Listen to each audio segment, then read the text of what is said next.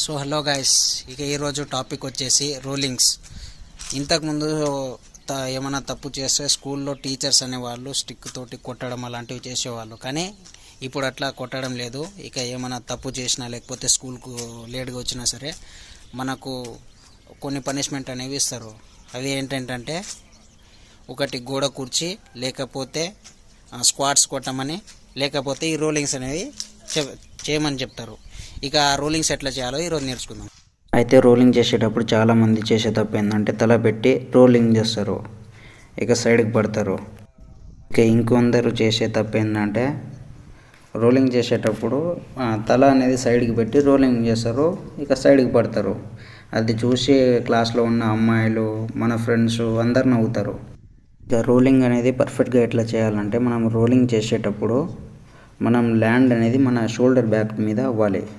ఇట్లా first hand మంచిగా పెట్టుకొని తల లోపలికి పెట్టి షోల్డర్ బ్యాక్ మీద ల్యాండ్ అయ్యి తర్వాత కాళ్ళ దగ్గర పెట్టుకోవాలి. ఇక అదే స్పీడ్ మోషన్లో వస్తే ఇది ఇట్లుంటుంది. ఫస్ట్ చేతులు పెట్టి తల లోపలికి అనుకొని రోల్ కొట్టి నిలబడిపోవాలి. ఇక ఆపకుండా స్పీడ్గా రోలింగ్ చేయాలంటే ఇది ఇట్లా చేయొచ్చు.